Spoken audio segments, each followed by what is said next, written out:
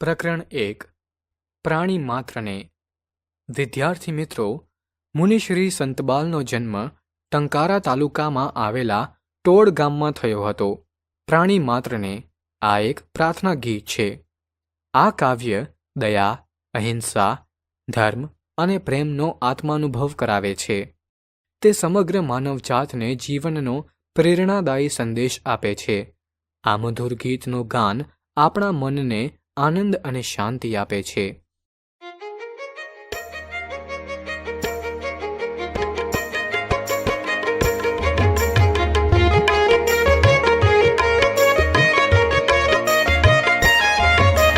પ્રાણી માત્રને રક્ષણ આપ્યું, માન્યા પોતા સમસહુને.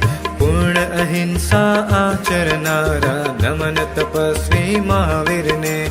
જનસેવાના પાઠ ભણાવ્યા, મધ્યમ માર્ગ બતાવીને. સંન્યાસીનો ધર્મ ઉજાડ્યો, વંદન કરીએ બુદ્ધ તને.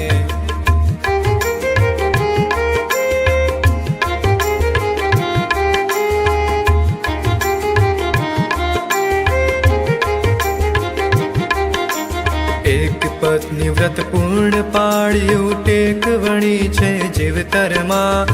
ન્યાય નીતિ રૂપ રામ રહે જો સદા અમારા અંતરમાં. સઘળા કાર્યો કર્યા છતાંય રહ્યા હંમેશા નિર્લેપી. એવા યોગી કૃષ્ણ પ્રભુમાં રહેજો અમ મનડા ખૂંપી.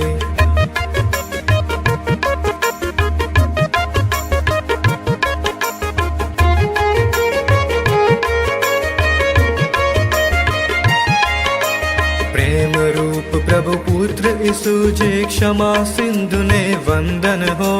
રહમને કિના પરમ પ્રચારક હજરત મહમદ તીલે રહો.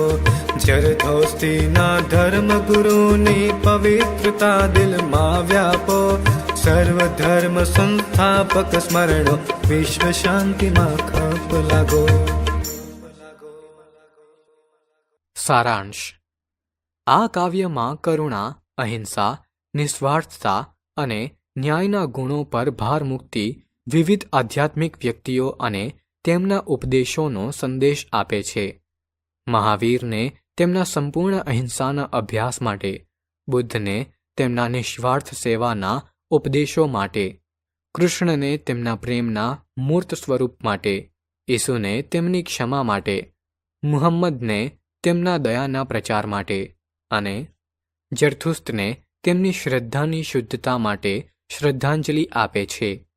આ કાવ્યનો મુખ્ય સંદેશ એ છે કે સચોટતાથી સર્વધર્મના સંસ્થાપકોને વંદન તો કર્યા છે, પરંતુ આ સર્વધર્મ સંસ્થાપકના સ્મરણો એક દેશ અને બીજા દેશ વચ્ચે શાંતિ સ્થાપવા માટે જ નહીં, વિશ્વની માનવજાત માટે શાંતિનો શુભ સંદેશ આપવાની વિશિષ્ટ ક્ષમતા ધરાવે છે.